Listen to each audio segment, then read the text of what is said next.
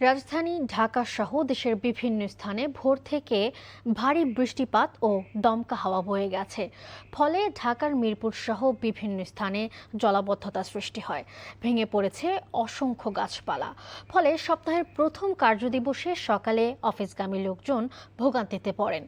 ভোর থেকে রাজধানীর মোহাম্মদপুর, মিরপুর সহ বেশ কিছু এলাকা থেকে ভারী বৃষ্টিপাত হয়েছে। এতে অনেক স্থানেই জলমগ্ন হয়ে পড়েছে। বিপাকে পড়েছে স্কুল কলেজগামী শিক্ষার্থী, অফিসগামী কর্মজীবী মানুষ। অনেকে ছাতা মাথায় বৃষ্টি থেকে বাঁচার চেষ্টা করলেও ভারী বৃষ্টিতে নাজেহাল হতে হয়েছে। অনেক স্থানেই ঝোড়ো বাতাসে গাছ ভেঙে পড়েছে সড়কের ওপর।